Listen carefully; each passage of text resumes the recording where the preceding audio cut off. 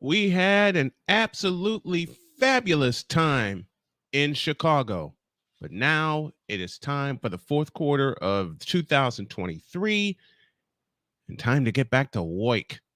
Let's go.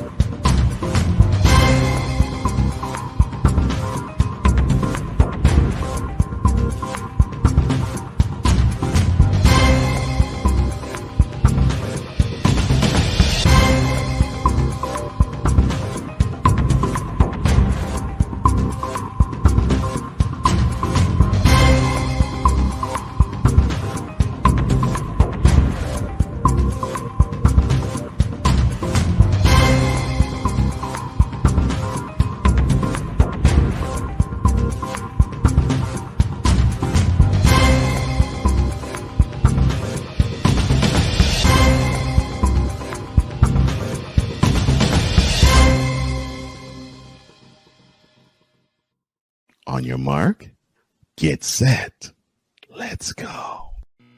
I can't do it. We'll do it live. Do it live! I'll write it and we'll do it live! Mister, will you please wake up, wake up, wake up, wake up, wake up?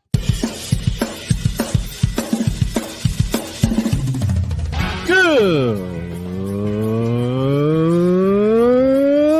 morning.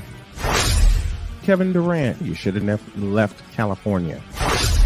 This Brownsexual upset me in having to bring this teenage idiot from Wisconsin into a sports conversation. Are you really surprised the Cowboys are giving up on Ezekiel Elliott? Whoa. Hell no! Well, no one cares about baseball.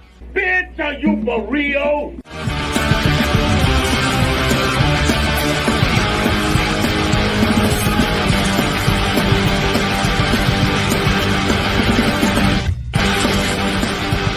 Oh, yeah! Back at it, back to work, and we are ready to roll. Good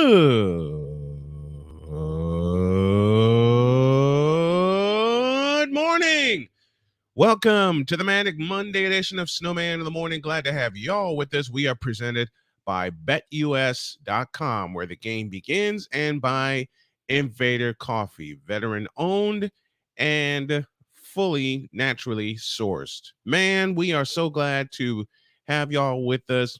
What's on tap today? Ryan McCoffey will not be here, but he'll be here tomorrow. So in his place, Sam Shady will come on to talk Colorado Buffaloes. That's going to be a great conversation. And then in lieu of Jay Spivey taking the, we're going to give Jay Spivey the day off and have him back tomorrow as well. To close the day, I will talk about our experience at Soldier Field in Chicago for the Chicago Football Classic, and it was an experience, to say the least. It was an experience for my broadcast team and for my family. It was so much fun. Let's get down to business. This is the Whip Around presented by Fanatics.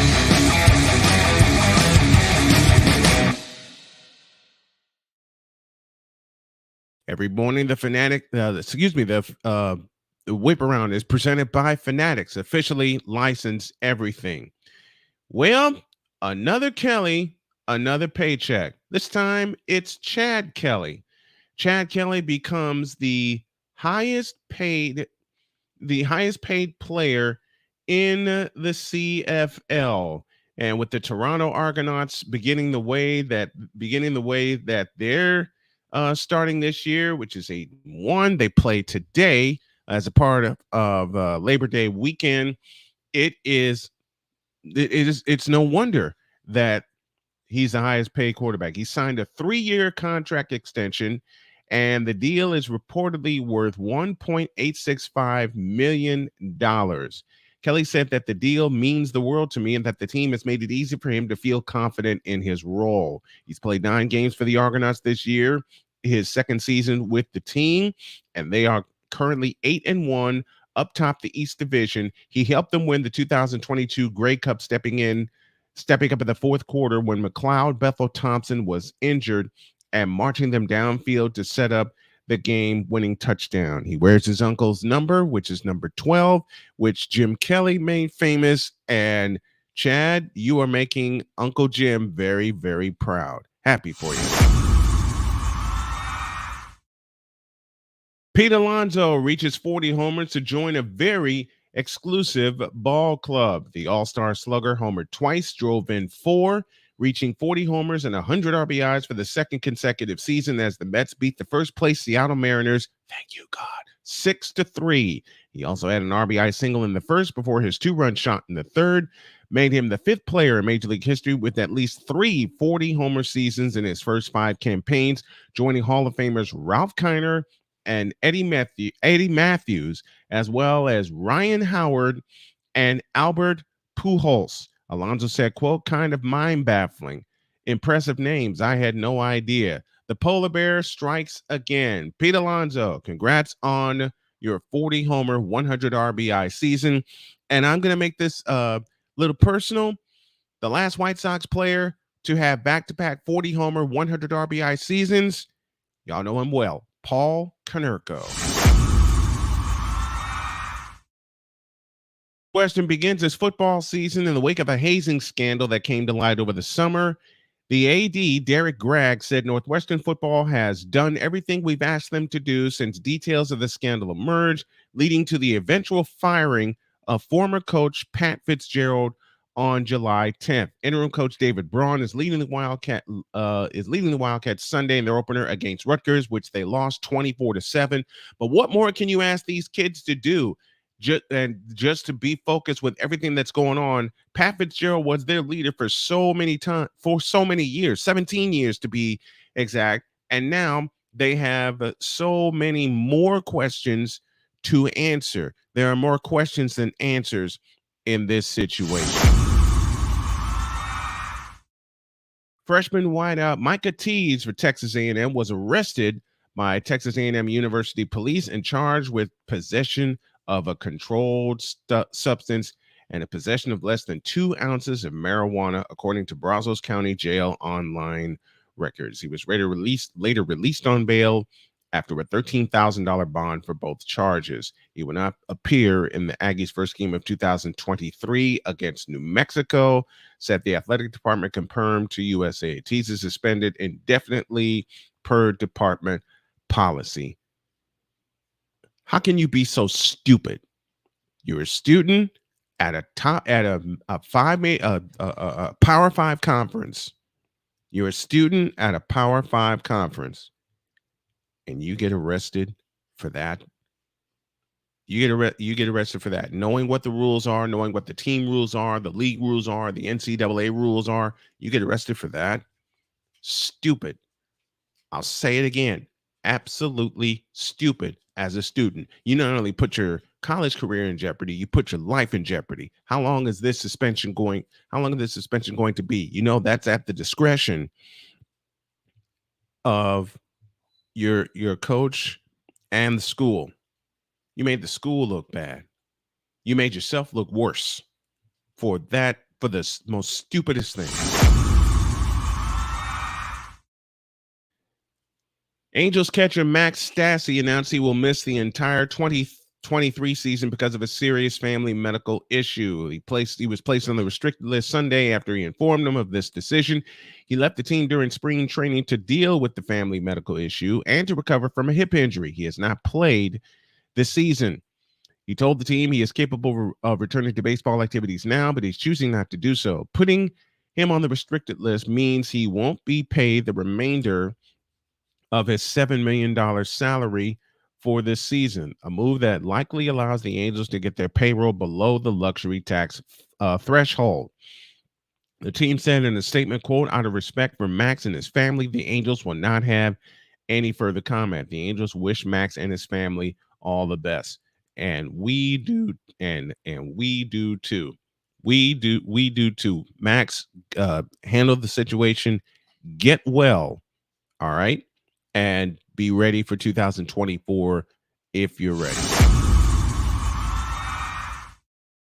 Last but not least, Ronald Acuña Jr. makes history with an unprecedented home run and stolen base feed. And after getting married earlier in the day on this past Thursday, he hit his 30th home run of the season, which was a slam off Dodgers pitcher Lance Lynn, and became the first player in Major League history with 30 home runs and 60 stolen bases in a single season. That shot, paired with his 61 stolen bases, separates him from Barry Bonds and Eric Davis, the only players to hit 30 homers and steal 50 in 1 year.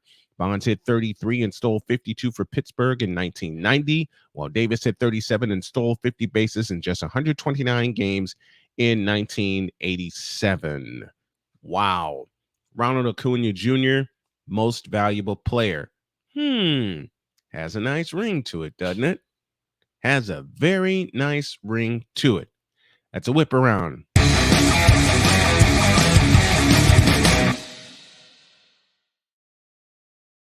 Deion Sanders calls out his detractors and haters because Colorado went to TCU and won, and they were a big-time underdog. All that and a whole lot more. We're just getting started on this Manic Monday edition of Snowman in the Morning with Cole Johnson. We'll visit the Fanatics feedback zone and a whole lot more after this. This is Snowman in the Morning.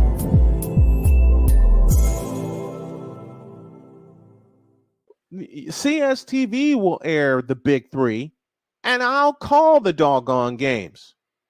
Ice Cube, bring your show out west, and we'll handle it. I am making a public plea right now.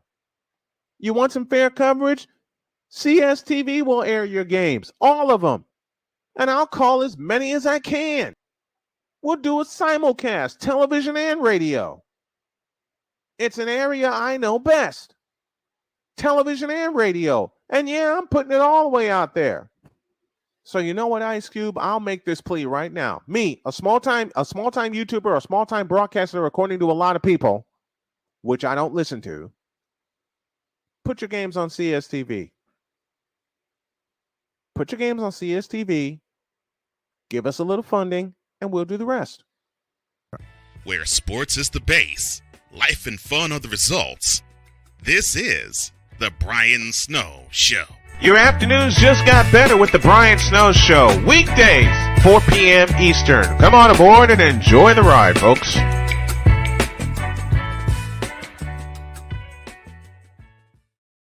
This planet has been great to me.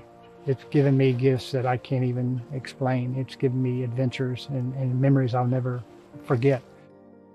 And Battleborn, I think, has given me the opportunity to go beyond and give something back. How can I be a better custodian to this planet and the place I live? That's where I am with Battleborn. Let's make the planet a better place.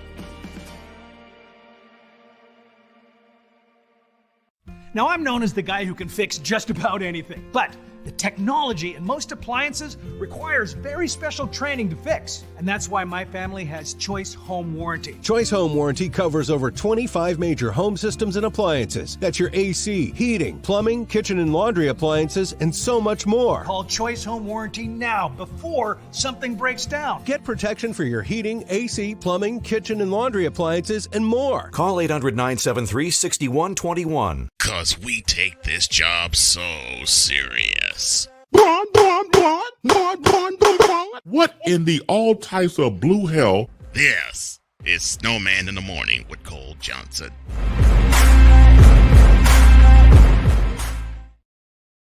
After the hour on this Manic Monday edition of Snowman in the Morning with Cole Johnson. A big welcome to those of you watching on CSTV and All Points West, from Reno, Nevada and All Points West, to those of you on BS3 TV and All Points South and Southwest. Those of you watching on YouTube and tuning in for the first time, do a Snowman a favor. Hit that subscribe button, hit that like button, spread the word about this sports show, the best to any and everybody, because we want to get to 1,000 subscribers before this month ends. That's our ridiculous goal, but I believe in ridiculous goals. And a big welcome to those of you listening on WLEO 26.7 in Baltimore, Maryland, WQEE 99.1 in Atlanta, and of course, WIRUDB in my hometown of Chicago. And a big welcome to those of you listening on SM Sportsnet and SM Sportsnet 2. Now, as I said, in lieu of Ryan McCoffey not being here today, he will be here tomorrow. I have this man.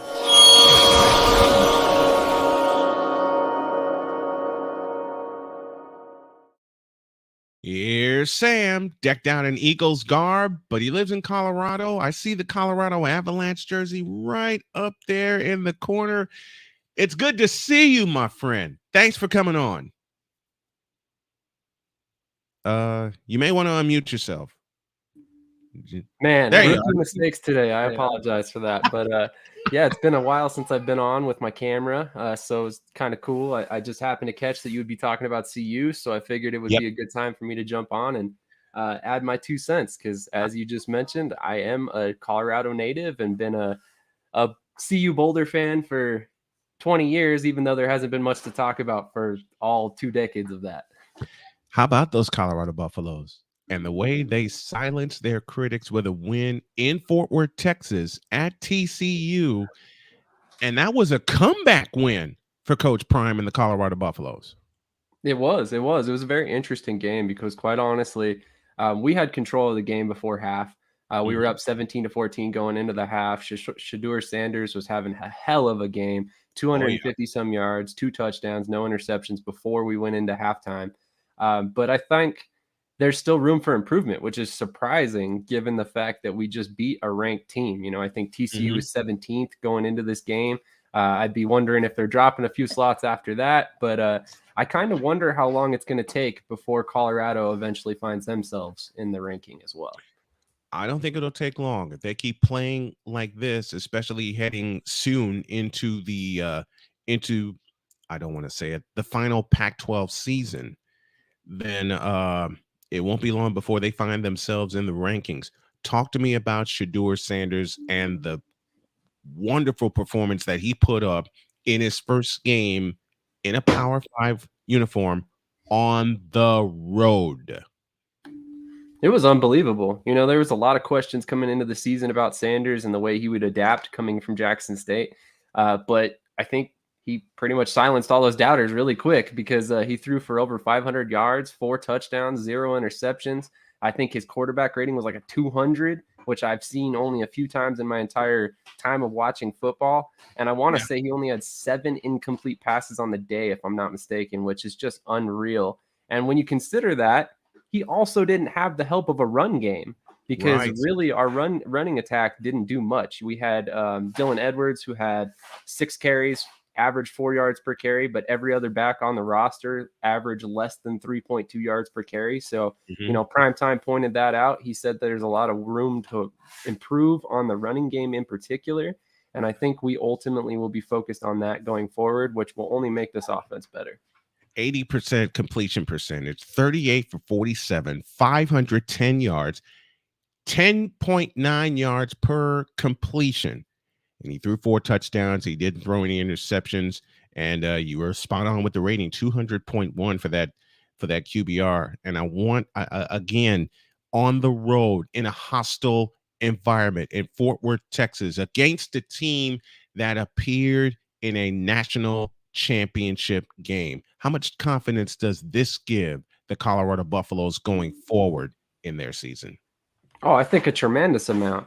I mean, considering the fact that I just mentioned the run game, there's other room for improvement on the defensive side of the ball as well. We didn't get a single sack in this game, not a single sack, despite the fact that we held TCU's offense to 279 yards passing.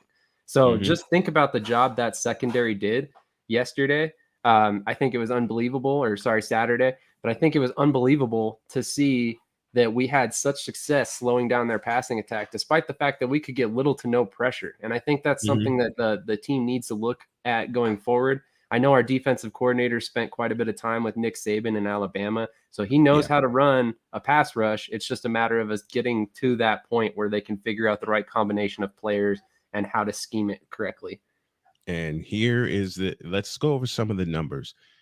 There was 1,100 yards of offense in this game, which a lot of people, myself included, figured, okay? 510 of those came via the air, but only 55 came on the ground compared to 262 for TCU. The other thing that was impressive about Colorado on Saturday, they held the ball for 34 minutes and they put up 45 points. 34 minutes they held on to the football. Absolutely fabulous performance on the road by Colorado. So what does this mean for them going forward, coming out of this game? A highly publicized game.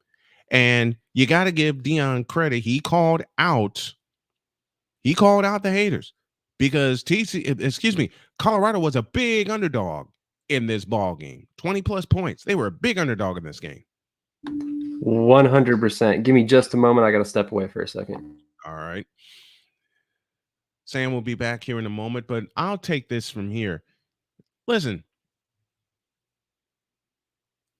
looking ahead for Colorado, they have Nebraska next, and Sam is back with us. Then they have Colorado State, and then they go to Oregon on September 23rd. Nebraska and Colorado State are a couple of tune-up games. Okay, and of course, the Colorado State game will be played at Mile High Stadium. You don't want to look too far ahead, and that Oregon game is looming on September 23rd, but you don't want to take Colorado State nor Nebraska, a couple of very familiar opponents from Colorado's days in the Big Eight, very likely. You don't want to take either of these two opponents lightly. Not at all. I think both of these teams have a lot of talent. Nebraska in particular, I think, is going through a lot of turnover that I think will make them a better team long term. I know Matt Rule's faced his share of criticism, but I don't think it's warranted. Right.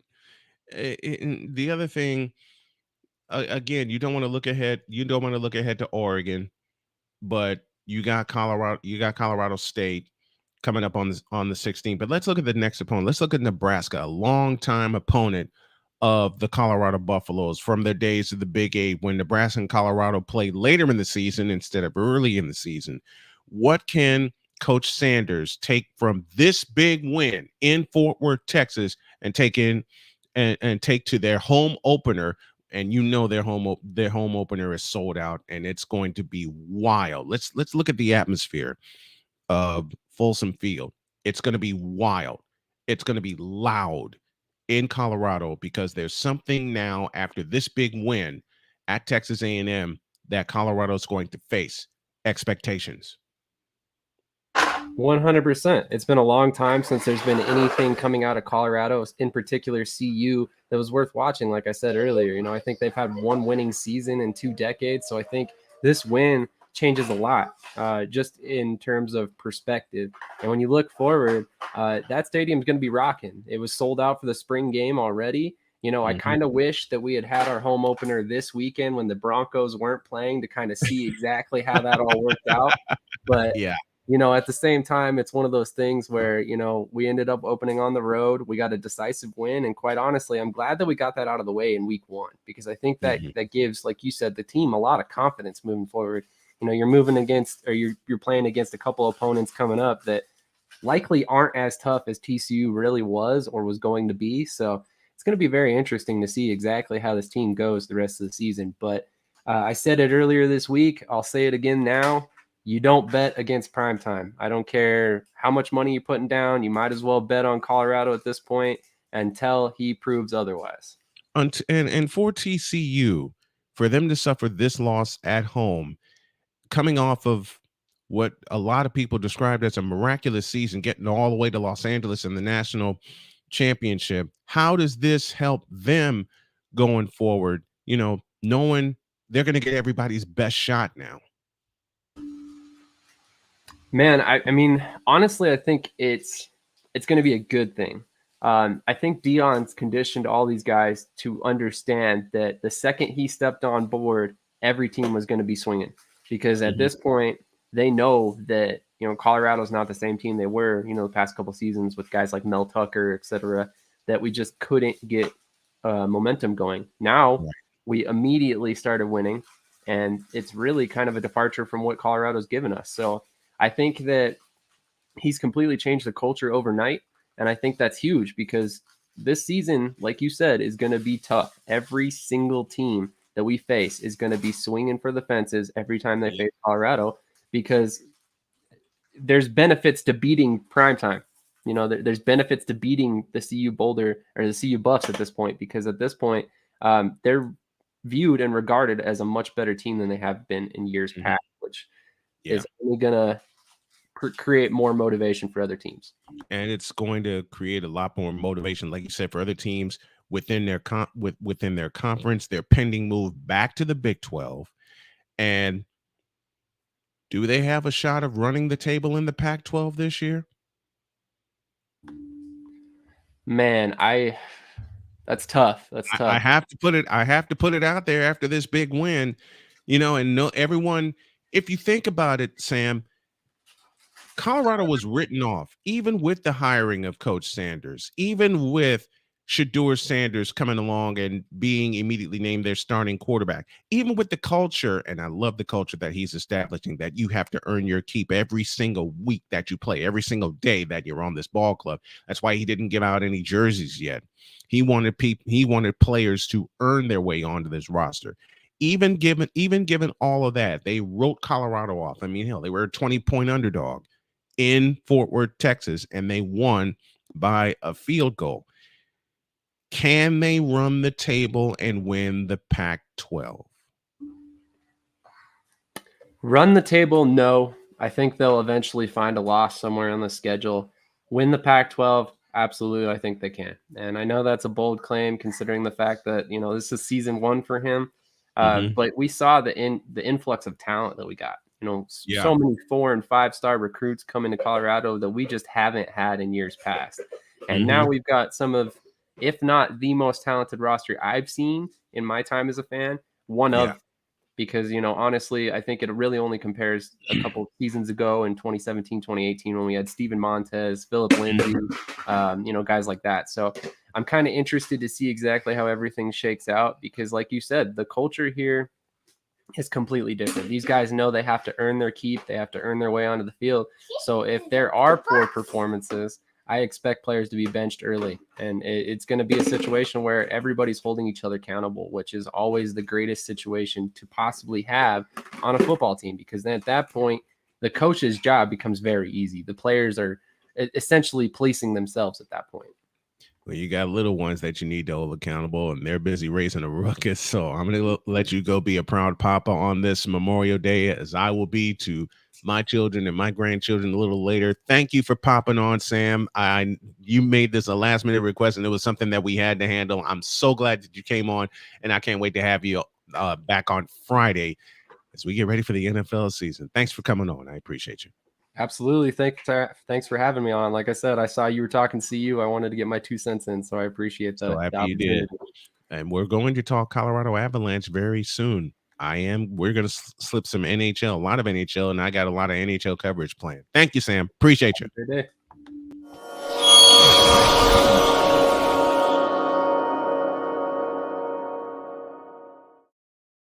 I am Sam Shady, joining us here to talk all things Colorado Buffaloes, and what a win for the Buffaloes to kick off the season. Let me pause for a break, and when y'all get back, LSU football laid an egg against Florida State again. Oops. That, and I promise a visit to the Fanatics feedback zone when y'all get back in a deuce. This is Snowman in the Morning.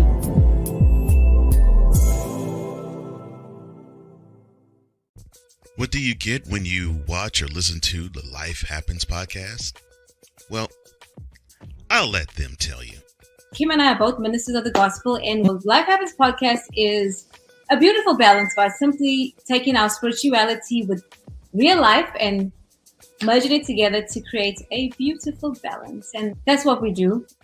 BS3 Network proudly presents Life Happens podcast, where Christianity and life intersect. Live every Wednesday at 7 p.m. Central.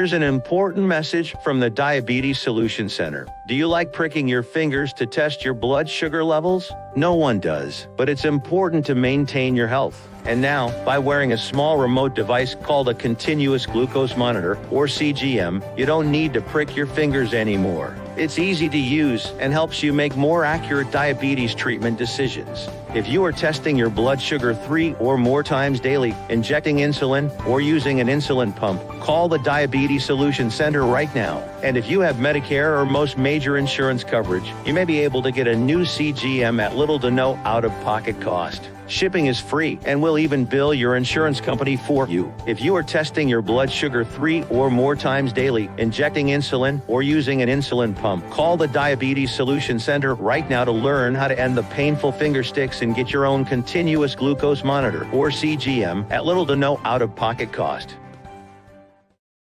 'Cause we take this job so serious. Man, I went home that day and talked to my wife, Vicky.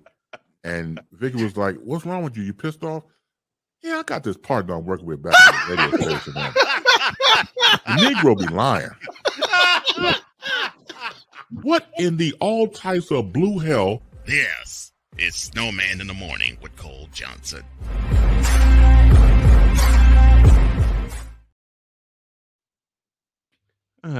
Keep forgetting to push the button. 34 after the hour. And my good friend Bob Hildeberg, who I hope will join me sometime this week to get ready for the Patriots season, says this day in Patriots history for September 4th, 1971, the Atlanta Falcons arrived in Providence, Rhode Island, so that they could practice in Foxborough one day prior to playing a preseason game against the New England Patriots. RC talks about basketballs. Quick side note, Jackson State got their butts roasted and smoked. One man's departure set them back big time. Yep. Well, treat your coaches right, treat your employees right, and maybe they won't leave. Now, I had Colorado winning the game, says RC. Absolutely, I did, but the final score was somewhere around 34-23. There's only one Sam Shady. Yes, he is. Victor, and good morning, Victor, to you and to RC and everybody else in the Fanatics feedback zone. Shador is pure. Wait, that rhymed. Yes, it did. Yes, it did. Wes Pruitt, who I promise we will have on here talking Memphis football. Wes, I will get it together. I promise. I promise I will. I promise.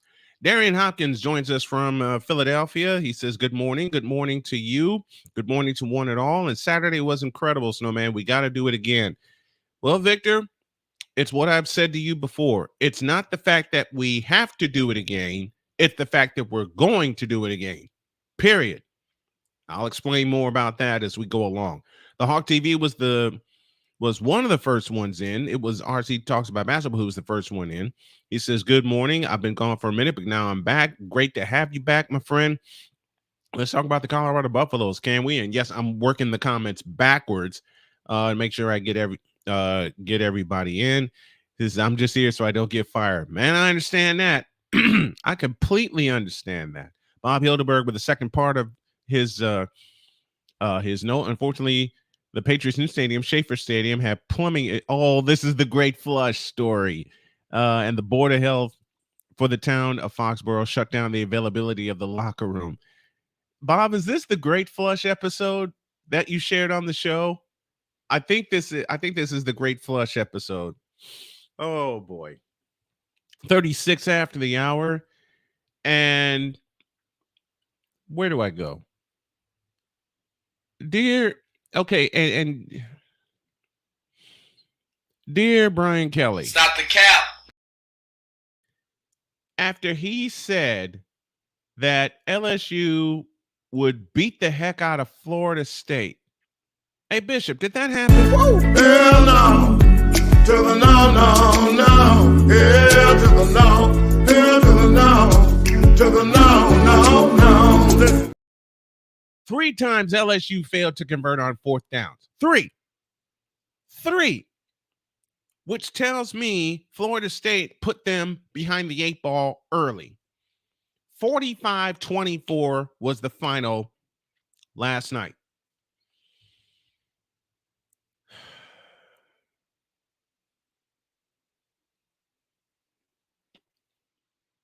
And this was in Florida State's backyard. It was in Orlando. I mistakenly thought it was going to be in New Orleans like it was last year. Oops. Ty Ray passing through. Thanks, Ty, for coming by. This was known as the Great Flush event, Bob Hildeberg says. I knew that was the story he was telling, and that was a wonderful story. Bob, I got to get you on this week to do it again. AB Media in the house. He says, what up? From Indianapolis, Indiana. And AB, we might be your way later this month. Man. Brian Kelly. You fool! You went through this at Notre Dame, with Notre Dame laying complete eggs. 2012 national championship come to mind, folks. And then you make this bold prediction? Now, LSU was number 5 in the preseason rankings.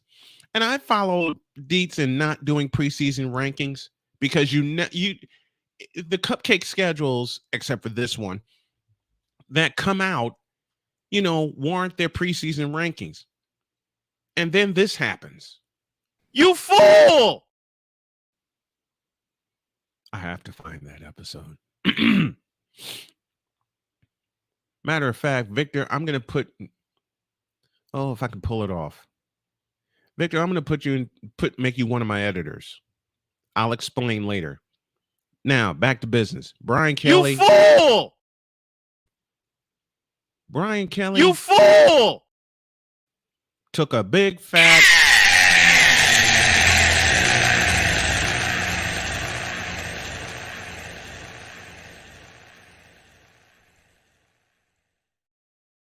in Orlando, Florida. They surrendered 45 points. They surrendered 24 last year, lost by 1 because the extra point was shanked. What is it with LSU playing Florida State and not being able to do anything? What is with that? What is with...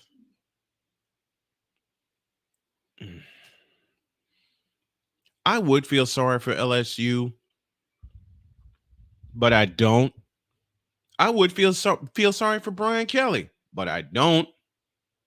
I just don't. Man, don't you know by now, Brian Kelly, not to open your mouth and put your foot in it? No, because now you're at LSU, which is an SEC, which is a conference powerhouse, which is an SEC powerhouse. You get one big win over Alabama on a gamble, which I loved, and you think you just Mr. It now. Beat the heck out of Florida State. Well, they beat the heck out of you. And the game wasn't even that close. It wasn't even that close. Jordan Travis threw for 342 yards. 342 yards.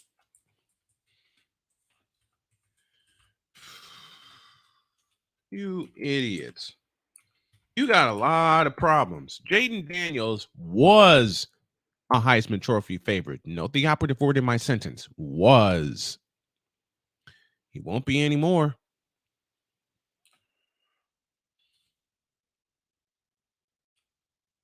He will not be anymore. Not after this. Not unless he beats Georgia or Alabama again. But we all know that the Heisman Trophy race can change at any given moment. We all know that. We understand that. We know that. We get that. We understand that. Little hint for later. But you want to open your mouth. You want to open your mouth and say that? Travis delivered one of his biggest plays to convert a critical 4th and 2 on a go-ahead drive in the third quarter. LSU rush 6. Travis recognized the blitz, and he flipped a quick completion into the flat for a big game. And after that, the game was over. AB, I can send you that sound effect if you want it. Dear, as I began, dear Brian Kelly. You fool! You fool!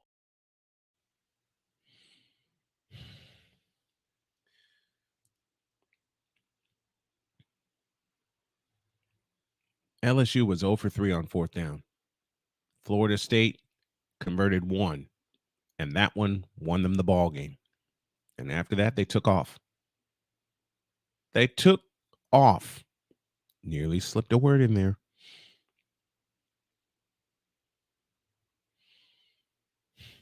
LSU had 293 yards at halftime, 5 red zone opportunities, but only 17 points to show for it. They're not going to the playoff. And I mistakenly made him a preseason playoff pick. At my own expense, I say,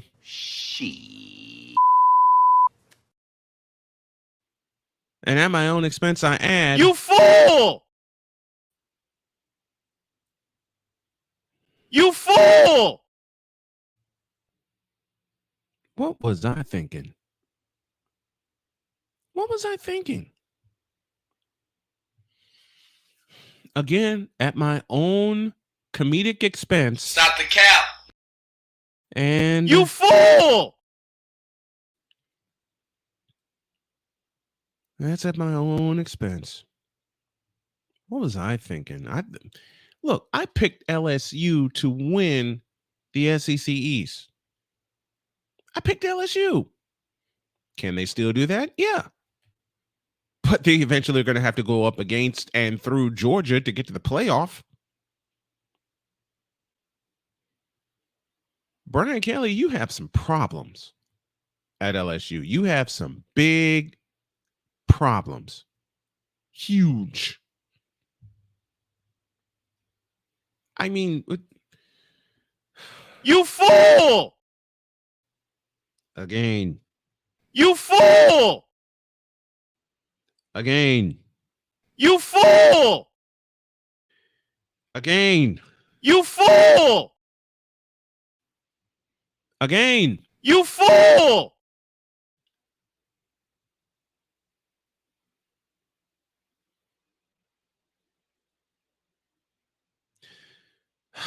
At my own comedic expense, here's a selection from the Wonder Bread Choir entitled Snowman, You Fool.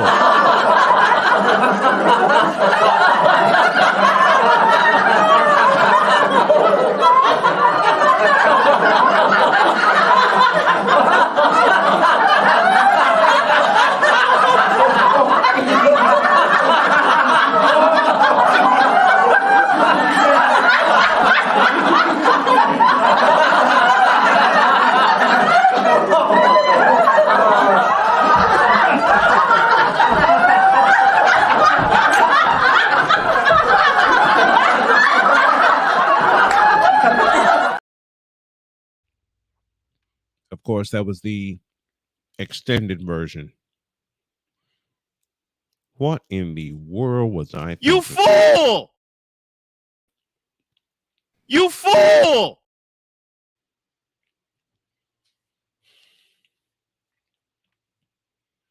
Travis Daniels, Shedeur Sanders. I'm not putting Caleb Williams in the Heisman conversation yet, because I don't think he'll win back-to-back Heismans. But Travis Daniels for Heisman, I'll buy that. I'll buy that. What? Yeah, Travis Daniels. What? I'll start the hype train now. What? Start it now. Travis Daniels. What? Now, this will change throughout the season. What? This will change over time. What? This will change from week to week. What? But I ain't voting for Caleb Williams for the Heisman.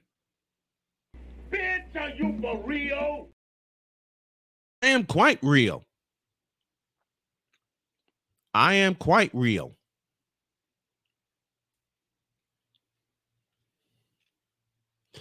That prediction became a random musing real quick. Yeah, it did. Yeah, it did. And Ryan, wow, we got the extended. Yeah, it needed to be extended at my own expense. At my own expense. And Ryan, welcome. I know you'll be with us tomorrow. Hawk TV says Colorado needs to improve on their defense immediately. Yeah, because you can't allow 500 yards and 42 points and expect to win the Pac-12. But back to LSU, they got a whole bunch of problems. They got a whole bunch of problems. For them, for Brian Kelly, listen, I'd be so mad if I was a player. If I was a player and they collapsed like this, I'd be so mad right now. I'd be so mad because they haven't played an SEC West game yet. All right. They go to Grambling, and that's their last. No, that's their second to last quote unquote preseason game. They host Grambling in the Dome. Well, they host Grambling in Baton Rouge. Then you go to Starksville to play Mississippi State. You host Arkansas. You go to Oxford, Mississippi. You go to Columbia, Missouri. Then you host Auburn. Then you get a preseason game against Army. Then you go to Alabama. And you know Alabama is licking their chops to get after you after you handed them an overtime loss at Tiger Stadium last year. And I may have to fish out that Chris Blair call of that game. Then you go to Florida. Florida, that should be a win because Florida looks god-awful. They look god-awful.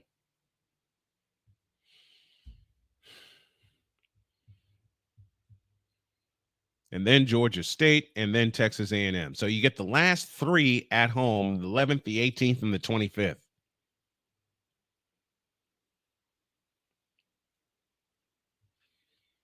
But unless you absolutely run the table, which includes a win at Bryant-Denny Stadium, forget it. Your playoff dreams died in Orlando. All right? Your playoff dreams died in Orlando last night. A violent, sickening thud of a death for LSU's playoff hopes and Heisman hopes. Even though Jalen Daniels did throw for 347 yards and he ran for 64 yards on 15 carries. Jordan Travis was simply better. Florida State was simply better than you. Playoff chances? Bitch, please.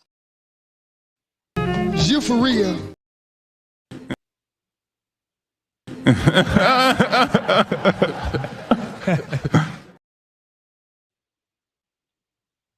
Playoff chances. Yeah, right.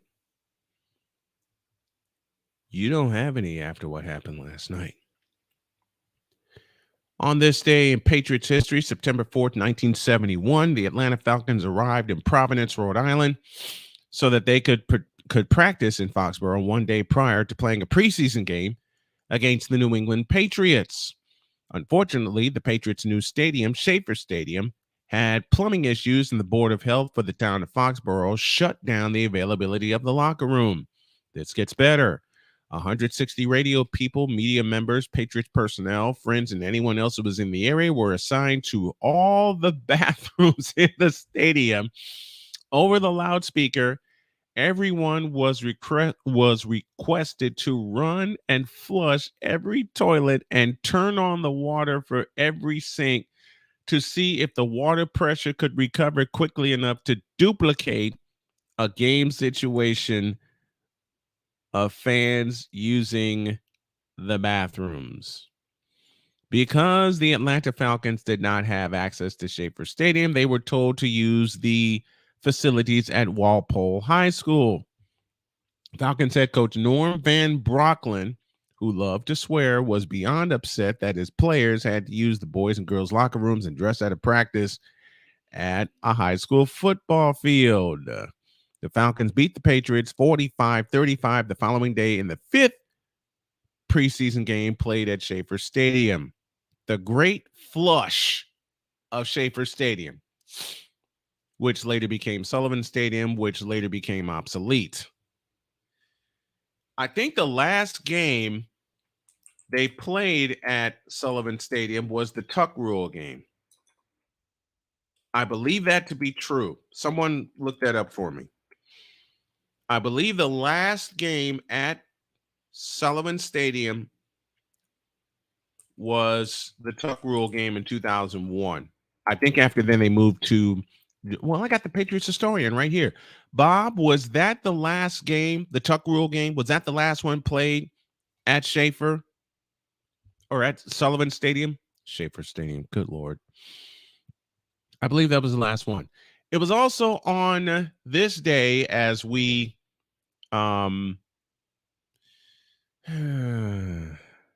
this is going to make me sad and it's going to make me happy at the same time. Don't ask me how. It was also on this day in 1972 where this happened.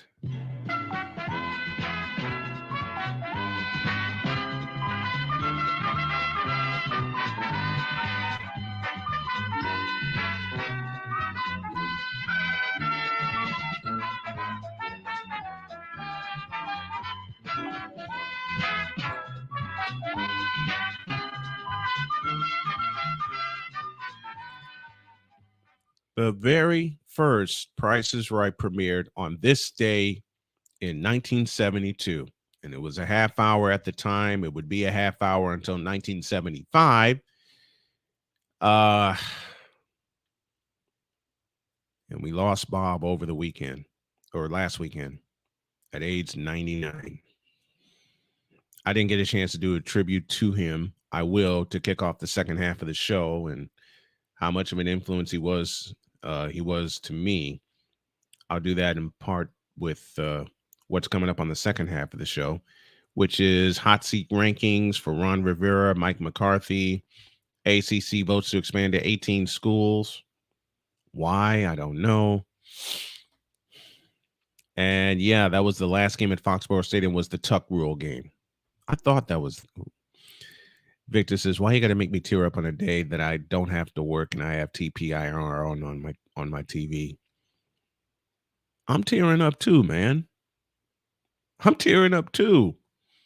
How many? You know what? Let me go to a break and I'll come back with more priceless memories and a couple of coaches that are on the hot seat. And before I go to break, let me say happy heavenly 51st birthday to my partner in crime, one of my best friends, who lost his life to congestive heart failure. But I know he would have wanted me to continue. And I know, had he been at Soldier Field with us, in spirit he was. In spirit he was at Soldier Field. Happy birthday and rest in peace, Alvin Washington. Not only do I love you, but we all love you. Second half after this.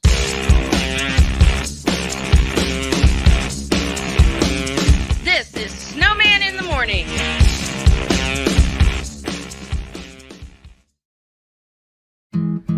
Where did the time go? I don't know how I got here.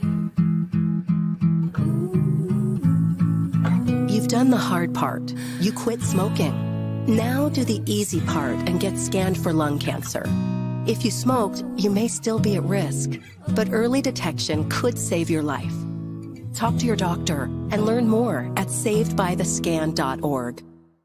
If you talk your name We all want our kids to grow up safe and healthy, so we show them how. And we tell them with honest conversations that let them know what we expect. Not just one time, but every chance we get. That's especially important when it comes to alcohol and other drugs. Kids not only need to know the dangers and how to avoid them, they need to hear it often from you. And when it comes to pain medications, opioids, they need to know that they should never be taken without a prescription and never shared with friends or family. It's dangerous and illegal. So talk with your kids and guide them through the challenges of growing up safe and healthy. Because when you talk, they hear you. For more information about talking with your kids about underage use of alcohol and other drugs, visit underagedrinking.samhsa.gov. So talk back here. You can do it if you try. He was only 58 years old when he passed away. That outcome could have been different. Colorado happens to be one of the worst states for radon levels. It's in our ground, and it seeps up. The more you breathe radon, the more chance you have of DNA being hit and the cell mutated. The EPA estimates 22,000 lung cancer deaths a year caused by radon.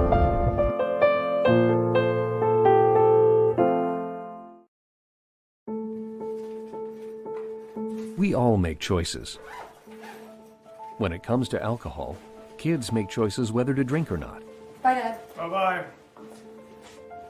Remember, I'm going to Alex's party tonight and sleeping over. Have fun.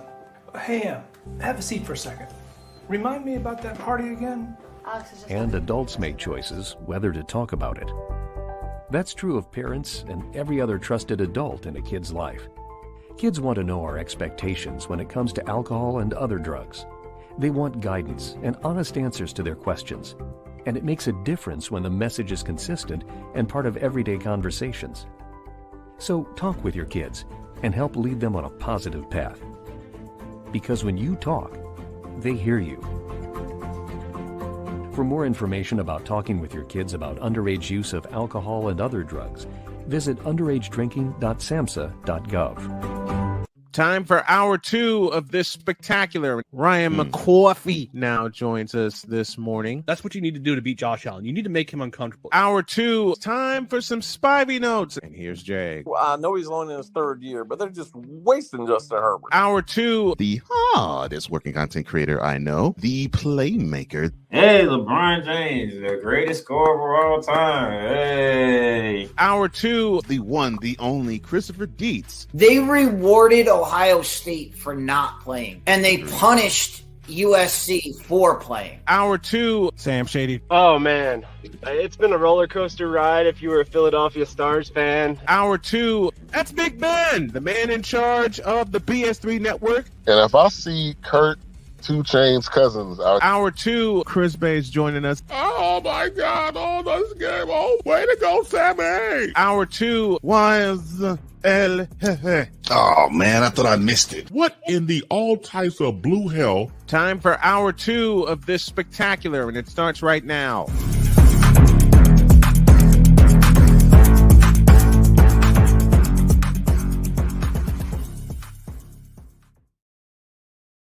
Oh, 11:01 as we start hour 2 of Snowman in the morning, and we go back to the feedback zone. Why you got to make me tear up on a day where I don't have to work and I have TPIR on my TV? Man, how do you think I feel?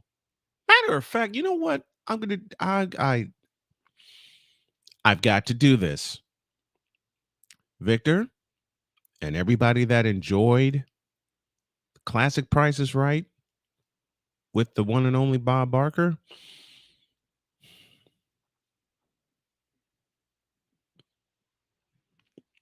I have to do this. There's no way I can get through the day and not do this and not do this at all.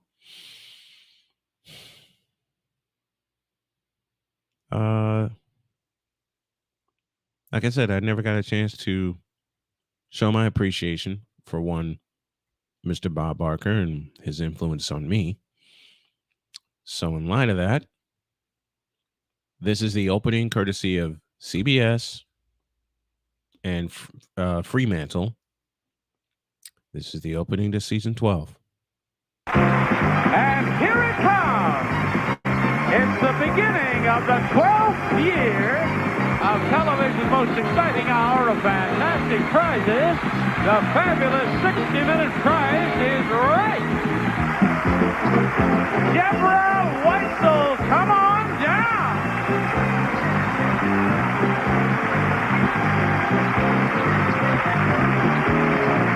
Suzanne Young, come on down. Dolores Heitzheim, come on down.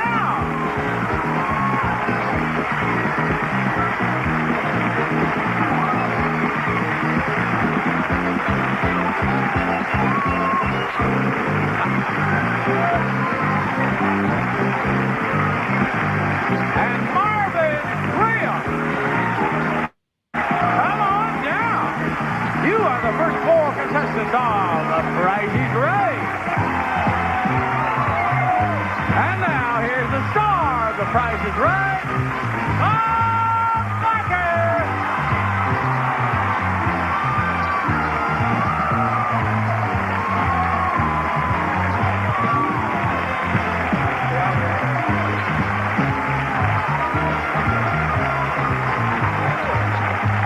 Thank you very much. And welcome.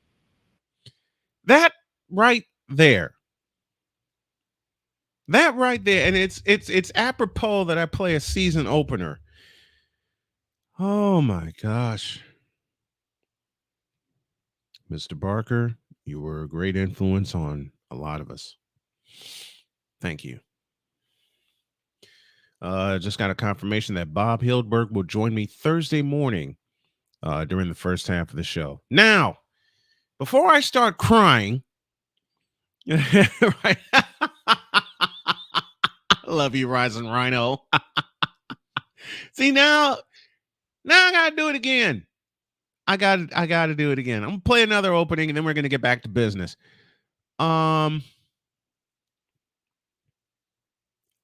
Okay. This opening is from, you know what? Let me do this one. The opening I'm gonna play for you guys is from season 15. All right. The opening I'm gonna play for you guys is from season 15, and this is for Rising Rhino, who just gave me that greeting. Thank you, Rising Rhino. Here we go. Most exciting hour of fantastic prizes. The fabulous 60-minute Price is Right. Terry Miller, come on down.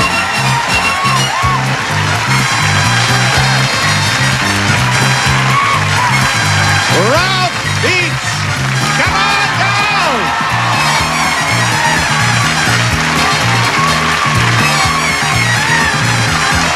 Talitha White, come on down.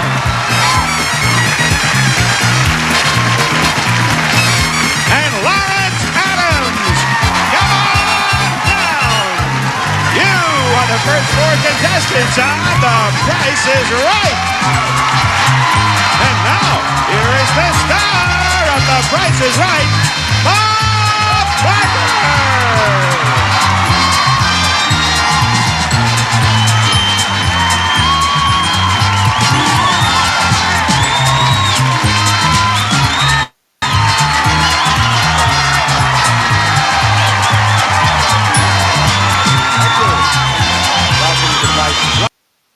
All right, let me stop before I start. Let me stop before I start tearing up here. But I will make these 2 questions. One, what was you all's favorite pricing game? And 2, how many times did you hope to be sick from school so you could watch The Price is Right growing up? I'll leave it there. There are coaches, and there are those who have their blanks in the hot seat. I have a list of 7 of them. And starting at number 7, you wouldn't think that this name would come up, but it's come up. And that is Bill Belichick. Since Brady's departure, the Patriots are 25-26, including a 30-point playoff loss to the Buffalo Bills to conclude the 2021 campaign. That should tell you everything you need to know about Bill Belichick having his butt on the line. In the 6th position is Todd Bowles.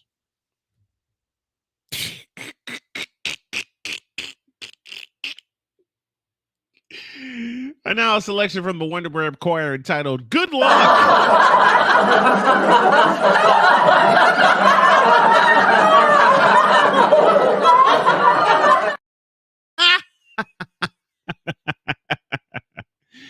In the number 5 position is Josh McDaniels of the Los Angeles Raiders.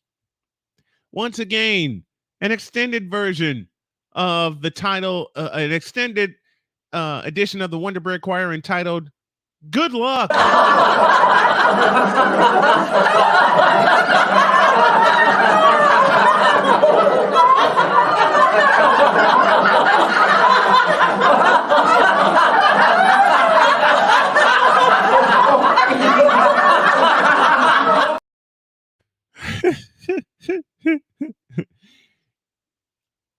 Cole asked me, let me stay with the Raiders for a moment. Cole asked me a question about former 49ers QB Jimmy Garoppolo with the Raiders and how he would be. My response came like this. I quote, "No, I didn't do it right. I didn't do it right. Here's what I'm looking for." As I mentioned, Cole Johnson asked me a question. How will Jimmy Garoppolo perform with the Los Angeles Raiders? And I said, quote, "Jimmy Garoppolo will be fine as long as Josh McDaniels isn't calling the plays." Close quote. And I mean every word of that. The Raiders have potential of having a great season. Josh McDaniels is going to mess it up.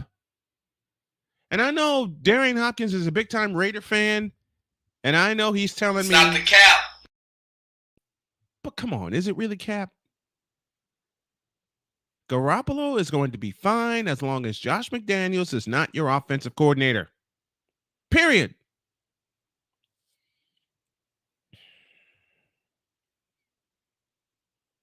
I feel sorry for you, Jimmy. I really do. And again, here's that selection from the Wonder Bread Choir entitled Good Luck.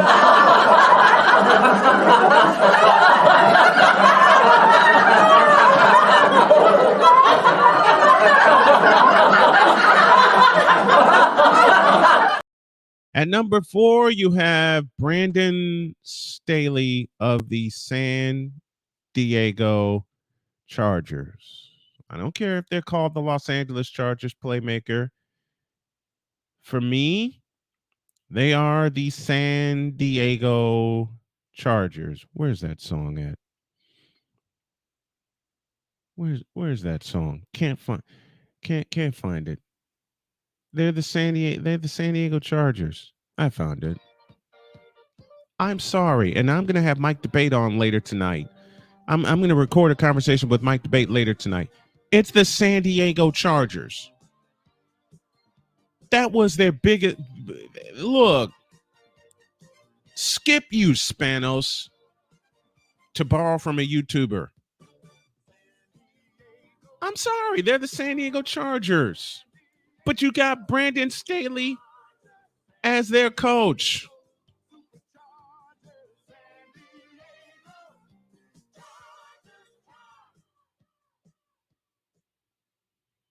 They missed the playoffs in 21. They had a 27-0 lead over the Jacksonville Jaguars.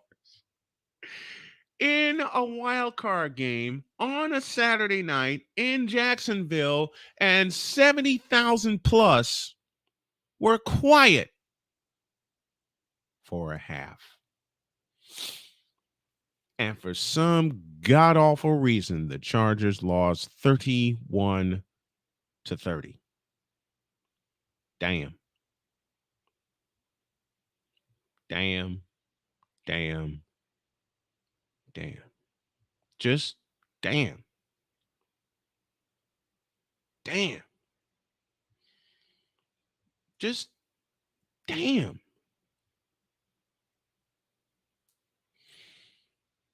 All right, enough of that. In the number 3 position, we have Pennywise the Dancing Clown, a.k.a. Mike McCarthy.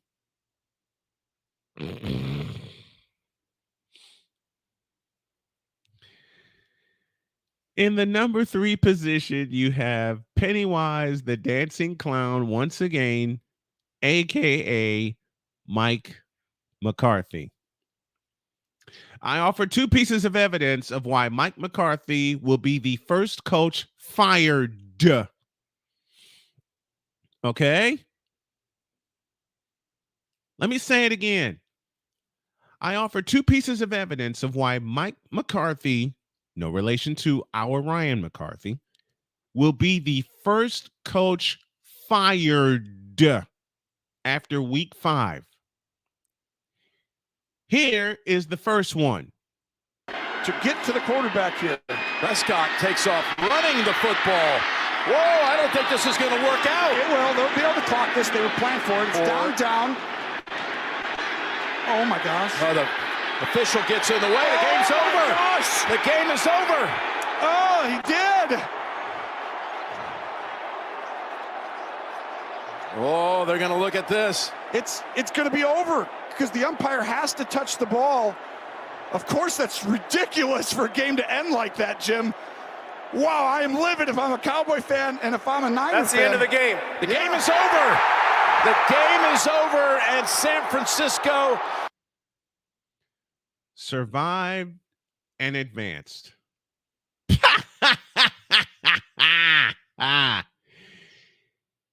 And that's not the biggest indictment against Mike McCarthy. This is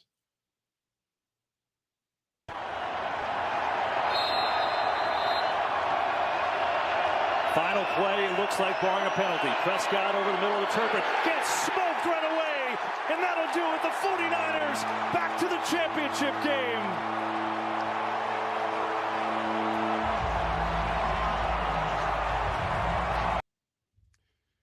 Ezekiel Elliott, paging Ezekiel Elliott. Please report to the center position.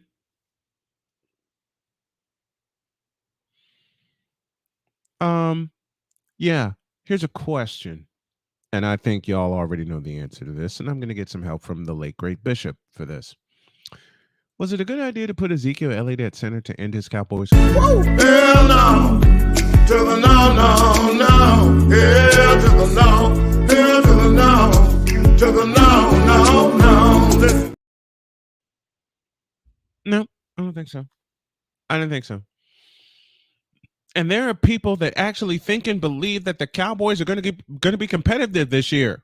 Why the you lying? Why you always lying? Oh my gosh! Stop lying. Always. In the number 2 position of coaches who have their seats scorched, we have Kevin Stefanski. Now, in any other circumstance, I would not have. Well, this is courtesy of USA Today. And I got to make an adjustment here. Hold on, fellas. Come on, ladies and gentlemen. There we go. That share was getting a little low. In the number 2 position, you have Kevin Stefanski. Whoops. Why is Kevin Stefanski in the number 2 position?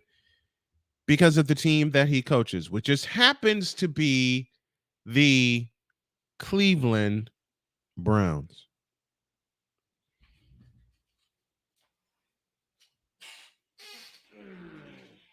There's the adjustment I need to make. There we are. It's Cleveland. Let me pose a question. Does anything good football-wise come out of Cleveland? No? Good answer. Listen, Cleveland has not had a franchise quarterback since the days of Bernie Kosar with the old Cleveland Browns, which later became the Baltimore Ravens. Kosar left Cleveland, won a title with the Dallas Cowboys. Go figure. Go figure. That should tell you everything you need to know. He was 11-5 in his first season in 2020. What's he done since? Not a doggone thing. Will he do anything this year? No. I said it, and I'm going to continue to say it. If Cleveland wins 7 games this year, I will be surprised, and I will play the extended version of the Wonder Brick Choir at my own comedic expense should they win more than 7 games. And in the number 1 position, you have Ron Rivera.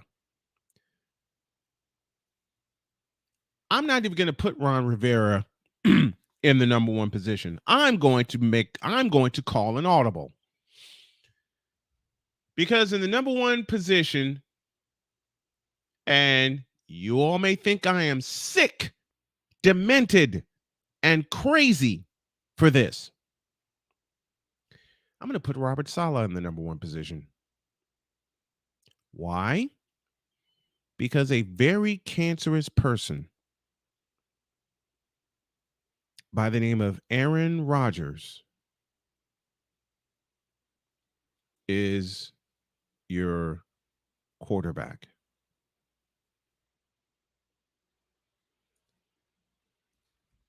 I mean, Ron Rivera has been put in a hellacious position as it is.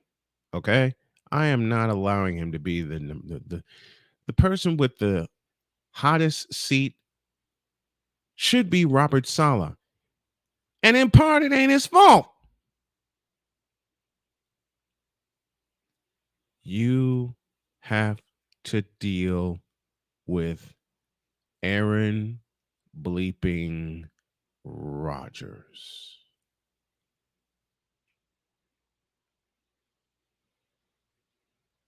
Any other quarterback. First of all, you should have sent Zach Wilson packing. All right, that's the first thing you should have done. The second thing, you don't sign Aaron Rodgers. You just don't do that. What's a popular song? Ayahuasca can't win in the playoffs. What does Ryan McCarthy always say? Buy, but keep the receipt. You know how long that receipt's got to be now? With every other clause in this situation? You have the most cancerous cornerback you have seen since Brett Favre on your team. And Aaron Rodgers. Why did y'all sign him and put him face to face with Robert Saleh? I love Robert Saleh. I hate Aaron Rodgers. Yeah, I said it aloud. I love Robert Saleh. He's a great coach. I hate the heck out of Aaron Rodgers. Aaron Rodgers should not be a quarterback in the league anymore. You held the Packers team hostage for 3 years, longer than that. With every accolade that's been bestowed upon Aaron Rodgers, some of which he's earned, some of which he's not. Why am I doing it this way? You know what? I should have preceded my rant with this.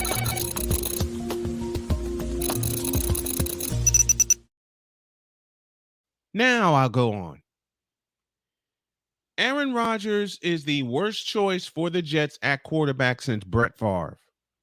Now, I know Ryan McCarthy is going to throw all kinds of coffee cups at his screen full of Invader Coffee, the magic elixir, the caffeinated magic elixir. I know he's going to throw all kind of stuff at the screen and at me, especially when he comes on tomorrow. And I know he's going to let me have it, as well he should. I get it. But y'all signed Aaron bleeping Rodgers, a regular season quarterback who hasn't done a doggone thing in the postseason since 2016. Let me say that again. You signed Aaron bleeping Rodgers, a quarterback who's done nothing in the postseason since 2016, and who is 0-4 against my 49ers. Now, I know he's playing in the AFC now, but you're the third best team in your own doggone division.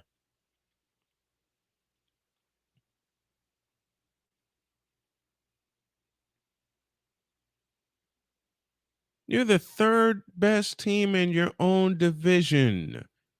The only team that's worse than you is a team I expect you to beat twice, and that's the New England Patriots. And I barely have a little faith on that.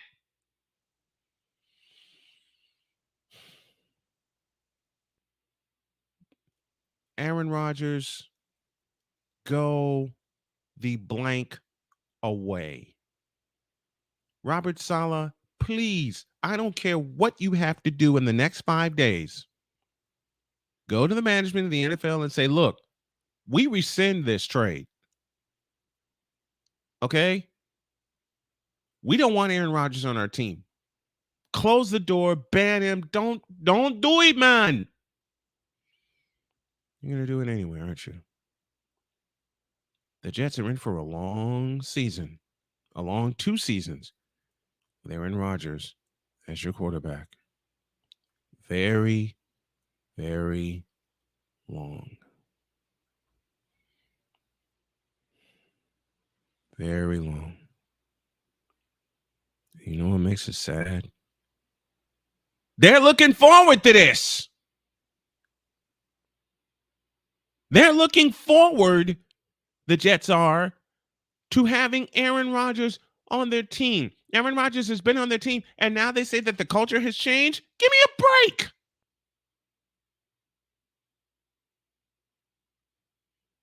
It's going to be a long season with Aaron bleeping Rodgers as your quarterback.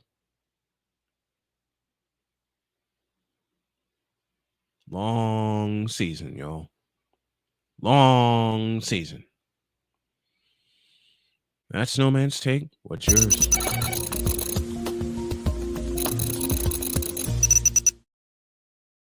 I will happily call myself a fool if I am proven wrong. Back after this. This is Snowman in the Morning.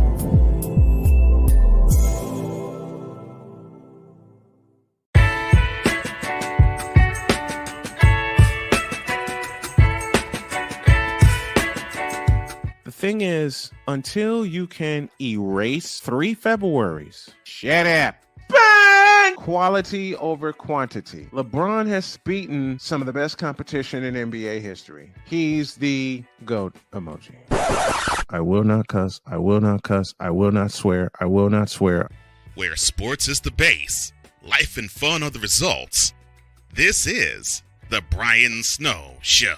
Your afternoons just got better with the Brian Snow Show. Weekdays, 4 p.m. Eastern. Come on aboard and enjoy the ride, folks.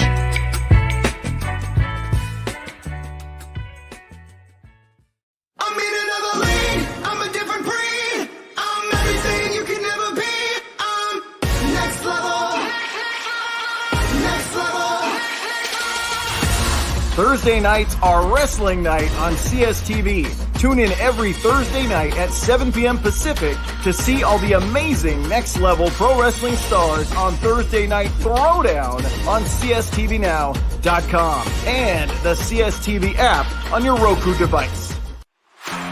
PK Tire Pros, your one-stop on-the-spot auto service headquarters for a complete line of quality tires and auto services. For years, we have provided the Stockton, California area with the latest products and unprecedented services for everything we sell. And for years, our customers have been coming back. Take a look around. If you don't find what you need, visit us in Stockton, California. From the latest and best in tire technology to the services required to keep your vehicle looking good and running great, PK Tire Pros can get you out on the road quickly and at an affordable price. Stop by soon to see why so many people consider PK Tire Pros to be the one-stop shop for all of their tire needs. At PK Tire Pros, our friendly and knowledgeable staff, quick and dependable service professionals, and affordable prices all come together to make driving out on a new set of tires easy. On top of that, we never tire of tires. Stop by and see us, and you'll be glad you did.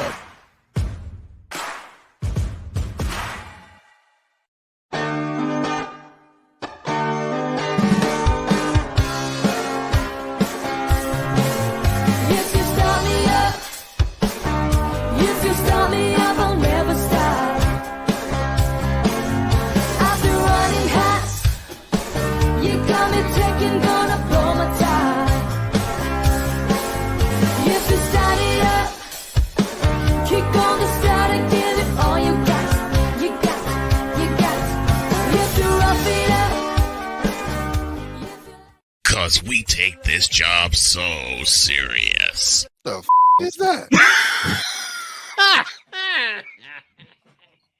Sorry, pardon me. My apologies. What in the all types of blue hell? This is Snowman in the Morning with Cole Johnson.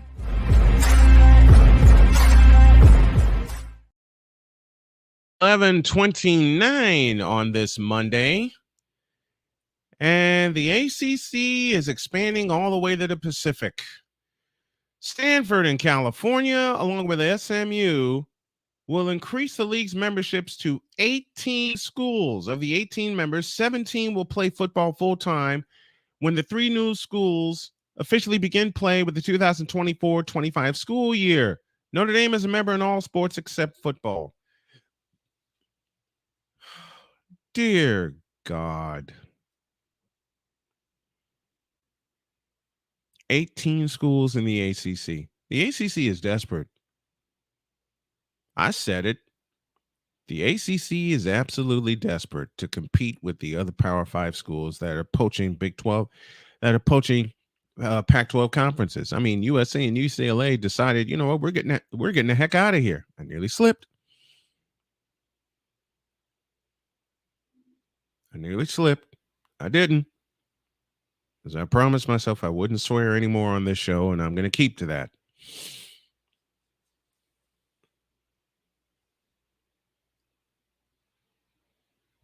This is a significant day for the ACC as we welcome Cal, SMU, and Stanford to this incredible conference, said Virginia President James E. Ryan, chair of the ACC Board of Directors.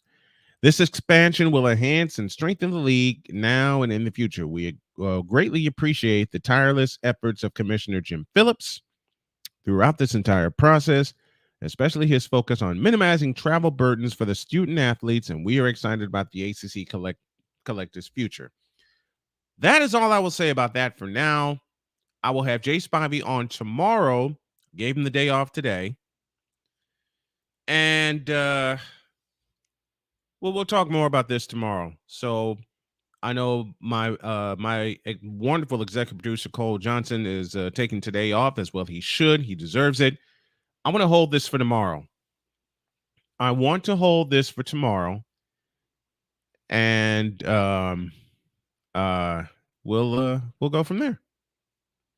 I want to hold this for tomorrow. Now, a quick tribute to a person who I love very dearly, and that is Alvin Washington. Today would have been his 51st birthday. And Saturday, my family, my wife and I, my buddy James McCallum, and Vic Allah, and a young fella named Jermel Dabney. We were all at Soldier Field. And LaToya Clark was also a part of the broadcast crew at Soldier Field. Man, I know I'm supposed to win on this, but I will do this. Then we'll take our final break. Man, you know how much spirit, you know how much Alvin lent his spirit to that broadcast on Saturday. Despite all of the technical hiccups that we had, he was there. His improvisational skills were off the charts. And he'd always would say, "We will find a way to go on." There are so many games that I've missed because I was so distraught over technical difficulties.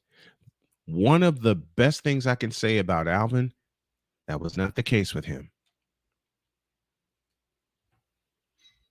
He always found a way. And I couldn't be more proud of a fellow who I called a partner, a broadcast partner for 25 years.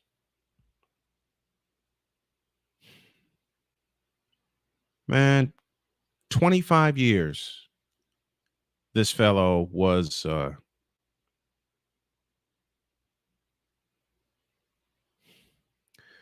25 years. This fellow was a partner. We did basketball together. We did football together. We did baseball. Those are our three big ones. I mean, he and I did hockey. I mean, we covered the Blackhawks. We covered the Bulls. Covered the Bears. We covered so many prep ball. Our first prep bowl, our first game at Soldier Field came in November of '96, and it was a prep bowl matchup between the Loyola Ramblers and the Dunbar Mighty Men. I will never forget that day in the old configuration of Soldier Field. He always had a solution. He always found a way. And not just in broadcasting, but in life. He always found a way to get to a stadium. I mean, the man was a walking GPS. I mean, you could, for a fellow who was born in New Orleans, raised in New Orleans, when he came to Chicago, he became everything that is the embodiment of Chicago, Illinois. He became everything that was the embodiment of Chicago, Illinois. Grit, hardworking, appreciate the grind, embrace the grind, always thinking ahead, far ahead, as far ahead as he could think. Man, I learned so much from him. And too bad some of the lessons he was trying to teach me didn't hit me until later in life. And I'm so happy that I reached back out to him and gathered some perspective on our friendship, our partnership. Buddy, if I was there to give you a hug right now for your 51st birthday, I would. I would. I'd do it in a minute. I'm so happy the last game we did together, though for separate stations, was in 2018 at Ames Field against Lake Central. That was the day that I heard his voice. I heard his voice through my broadcast, and he was the same old Alvin. He was the same old guy.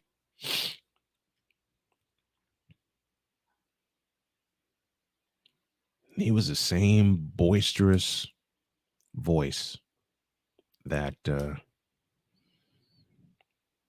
that graced the airwaves for many years. He didn't change. He wasn't going to. And I think that's one of the things I loved about him most. He stayed true to himself. And him staying true to himself led to every piece of his spirit being at Soldier Field this past Saturday with my broadcast crew. It's like he wrapped an arm around us and said, go get him.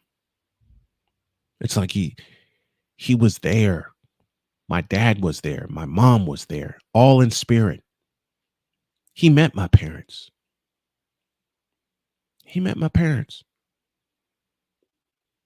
And as an adult, that was a rare thing for me to introduce my parents to someone that I was working with. But I cared and care about Alvin and his family very deeply, very dearly.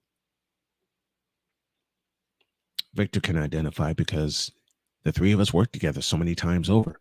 UIC Pavilion, United Center, so many high school games. He was hell-bent on getting the Chicago Public League on the air. I mean, hell, he was bent on getting high school games on the air, period. When we expanded to the Catholic League and when we expanded to the suburbs, he was bent on making it happen for the kids.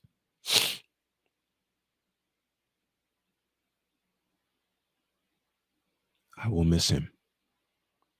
I cannot even fathom. I never thought I'd be able to fathom a day where I would do a game in a venue that we shared and not have him with me.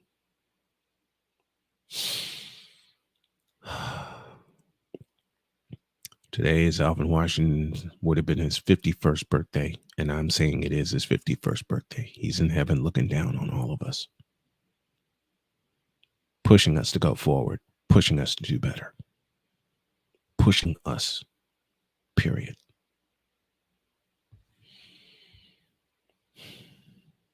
I will miss you, Alvin. I will miss you so much. Not for just everything that you taught me, but for just being a friend, being a brother, being someone that can be depended upon. Every year you would greet me, welcome to your 20th year, your 20th. I was so waiting for you to send me a message saying, welcome to your 25th year. I believe that's the message I got on Saturday. Finally, a chance after 2 years of health problems to celebrate 25 years, calling sports an absolute thrill. And you were there. In spirit, you were there. I think it was your spirit that came over me in guiding this broadcast crew to a very successful season opener and a great fourth quarter. You were there, man. I know you were there. I felt it. I felt it the entire time. Thank you. Thank you, Alvin, for all of that. Thank you, my friend, for everything. I will miss you, partner. Back after this.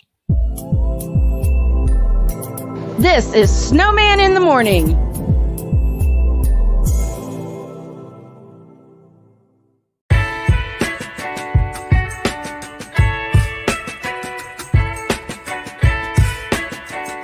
The thing is, until you can erase 3 Februaries, shut up. Bang! Quality over quantity. LeBron has beaten some of the best competition in NBA history. He's the GOAT emoji. I will not cuss. I will not cuss. I will not swear. I will not swear. Where sports is the base, life and fun are the results. This is the Brian Snow Show. Your afternoons just got better with the Brian Snow Show. Weekdays, 4 p.m. Eastern. Come on aboard and enjoy the ride, folks.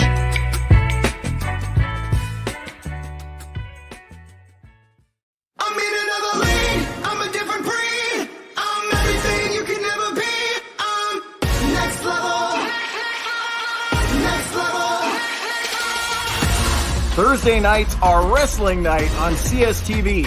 Tune in every Thursday night at 7 p.m. Pacific to see all the amazing next-level pro wrestling stars on Thursday Night Throwdown on CSTVNow.com and the CSTV app on your Roku device. PK Tire Pro is your one-stop on-the-spot auto service headquarters for a complete line of quality tires and auto services. For years, we have provided the Stockton, California area with the latest products and unprecedented services for everything we sell. And for years, our customers have been coming back. Take a look around. If you don't find what you need, visit us in Stockton, California. From the latest and best in tire technology to the services required to keep your vehicle looking good and running great, PK Tire Pros can get you out on the road quickly and at an affordable price. Stop by soon to see why so many people consider PK Tire Pros to be the one-stop shop for all of their tire needs. At PK Tire Pros, our friendly and knowledgeable staff, quick and dependable service professionals, and affordable prices all come together to make driving out on a new set of tires easy. On top of that, we never tire of tires. Stop by and see us, and you'll be glad you did.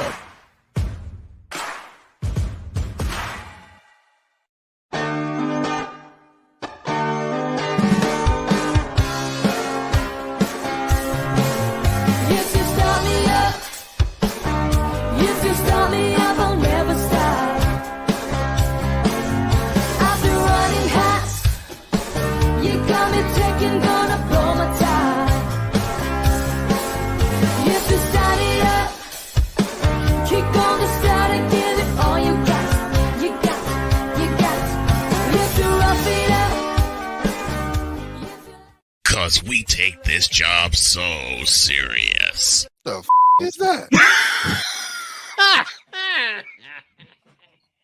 Sorry, pardon me. My apologies. What in the all types of blue hell? This is Snowman in the Morning with Cole Johnson.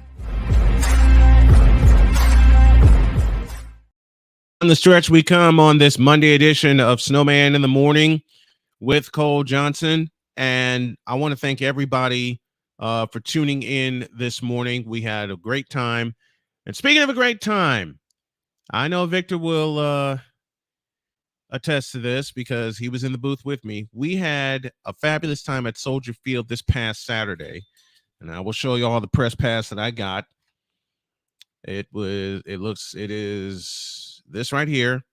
When we covered Central State and Mississippi Valley State in the 25th annual Chicago Football Classic at Soldier Field. And man, it was an experience. First, we had to stand outside for longer than necessary, and it was warm, to say the least. It was warm. Nah, forget it being warm. It was bleeping hot. But once we got in the stadium and we got everything set up, I just told everybody to breathe. There was myself, of course, my beautiful wife, Jody. Victor Locke was with us. Victor Locke, of course. My buddy, James McCallum, of some 4 decades. He was there. Jermail Dabney, my student helper. And Jermail, I say this to you, and I'm looking in this camera, and I'm looking in your eyes. It's not the fact that we have to do this again. It's the fact that we're going to do this again, period. All right? And LaToya Clark was with us. Jody expressed to me after the game while we were on our way home, I think I found what my role is going to be. And whenever we cover a game, she's going to do all the social media posting. And she posted some great, great pictures of Soldier Field, of the players. She got the kickoff. She got the shot where the game just kicked off. But I have to share a funny story, and it requires a prop here. If you hold on for just a minute. We all got souvenir programs. As I'm reaching into my backpack for mine right now, if I can find it. We all got souvenir programs. Victor says warm was not the word. It was sweltering. Yeah, it was. 90 degrees. It was indeed sweltering. Okay, I found the prop that we're looking for. And Victor, you're going to get a kick out of this. We just happen to get these, okay? Y'all see these fabulous programs here? I have to share this story because it was one of the most hilarious things we went through. You all know me. When I get set up to do a play-by-play call, I am a preparation madman. All right? I try to think of every scenario possible. I try to think of every scenario possible. Well, there was a scenario that we did not prepare for. Jermail, Victor, and myself, when we got the assignment, Victor dove into his research. I dove into mine. Jermail dove into his. We get this. Okay, love this book. Okay, I will treasure this forever. Don't get it twisted. I will treasure this forever and the time that we had at Soldier Field. But a funny moment happened. When we got this book, we started to comb through it. They forgot to put Central State's roster in that book. And Jermail, eagle-eyed Jermail, said there are 4 pages of Central State's information. Not one of them contained the roster. I looked at Victor and he looked at me and we said, what? And we combed through this book 3 separate times to a point where we kept saying it so much, my wife got sick of us saying it, but laughed every time we said it. And this is the only time I will express it on this program. And I'll do this the edited way. When I said, we got everything, we got the book, we got the information. Where's the roster? I can't say it the way we said it Saturday, but despite that omission, despite everything that happened with us technologically in the booth, despite the fact that we tried our best to get everything, we tried our best to put on a good show. We put on a great show. We put on something that was so awesome for my team and myself that I'm ready to do it again. I'm ready to do it every single week. I am so ready to do it every single week where we can just get all this together. And I will say something to Victor. I will say something here that I said to Victor. I said it to James. I said it to Jody. And I said it to Jermel. And I said it to LaToya Clark. That's our broadcast crew. It's not the fact that we have to do this again. It's the fact that we are going to do this again. Period. I will say it again. I'll say it one more time. It's not the fact that we have to do this again. It's the fact that we are going to do this again. And I will put the idea in everyone's mind right now. Mission, Indianapolis. What am I talking about? I'm talking about the Circle City Classic, in which the football game was scrapped last year, but returns this year. And every week after that, I don't care what I have to do. I'm meeting with James later this week to discuss him being our corporate our corporate advertising sales manager. Matter of fact, when I put this to him, let me find it.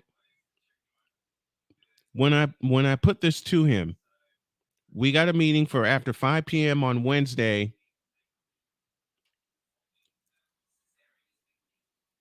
But he wants to really break down the way to get the most value from him. And I'm with that. This is a wonderful, wonderful team that we put together. And it was kind of a ragtag team, but you know what? We rolled with it. Victor was fabulous. Jermail was fabulous. Jermail had a fan club, for God's sakes. Let me read. Let me see if I can pull this up here. Do you know on that, even with all the technical difficulties, all right, even with all the technical difficulties that we had in the booth, difficulties I plan to iron that we plan to iron out. And this is why I say Albin's spirit was in the booth with us, because we had so many problems, you know, with what's going on. His improvisation kept hitting us. His improvisation was there, was right there, man. To a point where, and I can't believe I'm going to say this aloud, and this is not a short either. We got over 1,000 views for that broadcast on YouTube. Cole Johnson, mwah, chef's kiss to you for your absolutely fabulous video elements that could be broadcast audibly as well. Mwah, chef's kiss to you, my wonderful executive producer and one of my dearest friends. Let me read some of the people that Betty Christian Johnson was the first to check in. Betty Brewer, Granny Ann says go Valley. Angelin Taylor checked in. Rising Rhino checked in with us. Who else? Jermaine Burdell played with us. You know that broadcast got us 20 some odd subscribers from that. Play by play with JJ chimed in with us. Charles Harden chimed in with us. Kefarin Harden chimed in, and I'm, man, this was a blast. This was a blast. Carrington Dabney, his sister, I think, checked in with us. I mean, did I just hear play by play with JJ? One of the comments is, did I just hear sarcasm from somebody? Yes, you did. And I can't express enough how much fun this was. I cannot. There's no way I could put into words. There's no way I could put into words what this means to us, what this means to my team, what this means to everybody within Snowman Multimedia, within Comey Media, Real Wise Radio, and one of my favorite calls, which is one of Victor's favorite calls as well. That pass went right to his favorite blade of grass.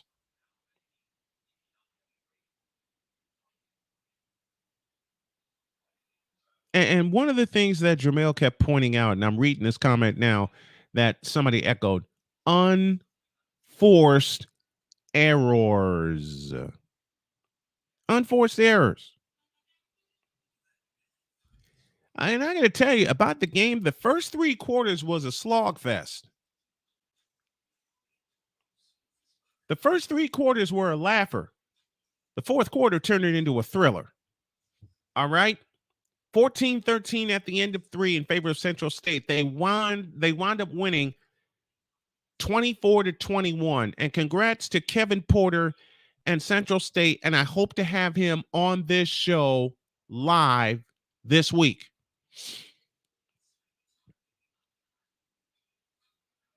Matter of fact, I'm going to do my best to set that up for either tomorrow or Wednesday to get Kevin Porter on the show.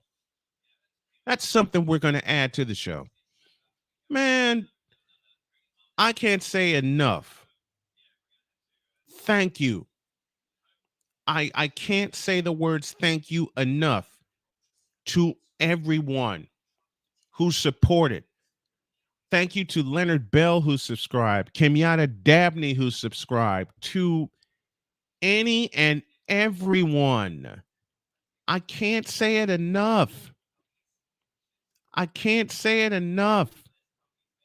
Thank you to any and everyone who listened, not only if it was just for a couple of minutes.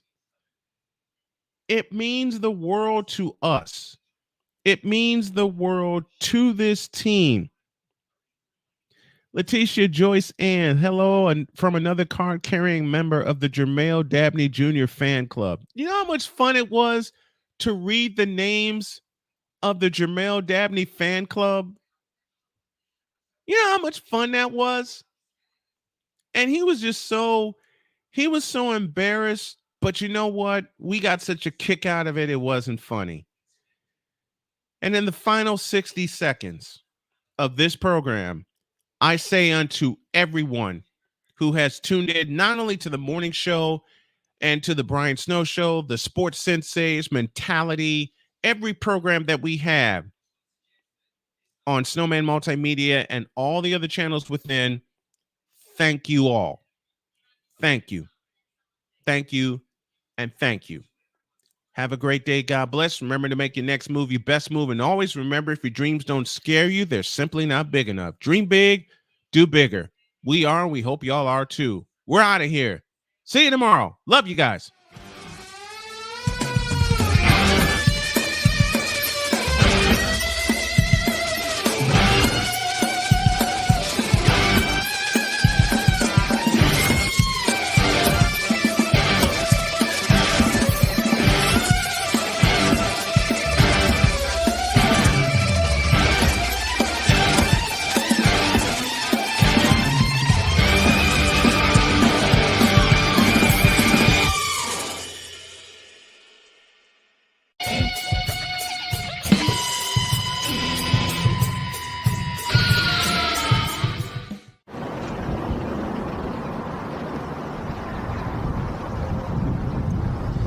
And Rangers in the first three.